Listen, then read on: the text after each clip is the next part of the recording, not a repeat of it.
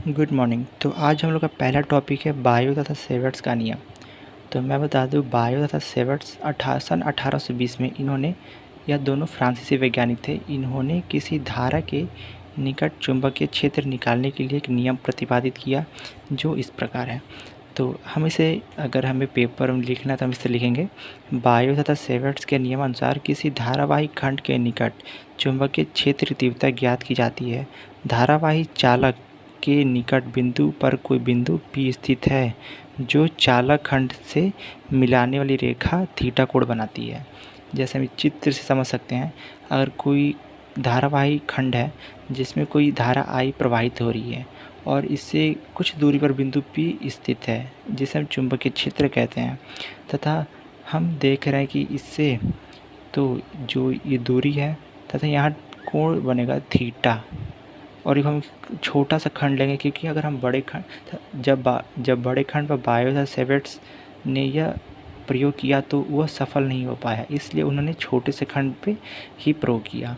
तो जैसे हम यहाँ देखें हैं कि जो चुंबकीय क्षेत्र होता है वह धारा के समानुपाती होता है। अगर धारा बढ़ेगी तो चुंबकीय क्षेत्र का मान भी बढ़ेगा, तथा चुंबकीय क्षेत्र समानुपाती होता है साइन थीटा, यानी इस थीटा के समानुपाती होता है, तथा चुंबकीय क्षेत्र इस छोटे से खंड के समानुपाती होता है कि अगर इस खंड को हम बड़ा करेंगे तो बिंदु P पर चुंबकीय क्षेत्र भी बढ़ जाएगा, परंतु चुंबकीय क्षेत्र R के वर्ग के अनुक्रमानुपाती होता है। अगर हम दूरी बढ़ाएंगे तो इसका चुंबकीय क्षेत्र कम होगा।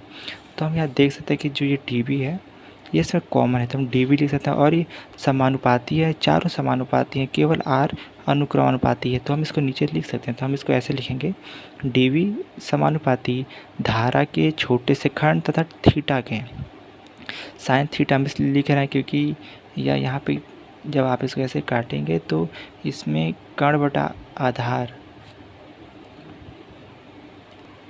इसमें हम साइन का मान इसलिए ले रहे हैं क्योंकि इसमें लंब बटा कर्ण आता है, इसलिए हमें यहाँ साइन का मान लेना पड़ा है। और यहाँ पे अगर हम किसी अनुक्रमानुपाती के मान को हटाते हैं तो एक नियतांक आता है जिसको हम बायो तथा सेवर्ट्स का नियतांक कहते हैं। इसका मान 4 pi into 10⁻⁻⁷ Newton ampere square होता है। तो इसका यह मुख्य फॉर्मूला है, तथा इसका जो मात्रक होता है यह कुछ इस प्रकार है। इसका मात्रक SI में टेस्ला होता है, टेस्ला, तथा वेबर मीटर स्क्वायर, तथा न्यूटन एम्पियर मीटर, तथा CGS हम इसको लिखते हैं Gauss Maxwell upon centimetre square, तथा डायन AV एम्पियर। तो यह है इसका मुख्य मतलब।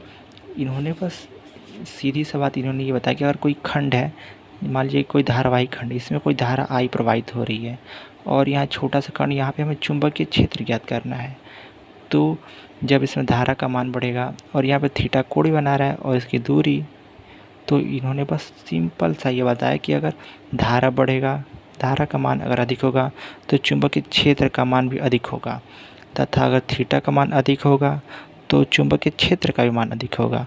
तथा इन्होंने ये बताया कि अगर इस खंड का मान अधिक होगा तो चुंबकीय क्षेत्र का मान होगा। बस केवल अगर दूरी के वर्ग का मान बढ़ेगा तो चुंबकीय क्षेत्र कम होगा। यह इनका मुख्य उद्देश्य यही था, यही बताना। तो इसके लिए धन्यवाद।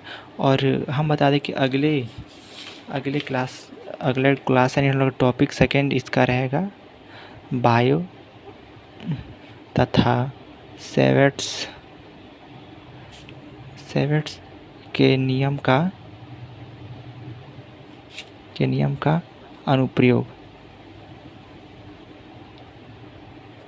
जो कि हमेशा बोर्ड में 90% हर साल पूछा जाता है। तो इसलिए हम लोग का टॉपिक सेकंड बायो तथा सेवर्ट्स के नियम का अनुप्रयोग रहेगा। धन्यवाद।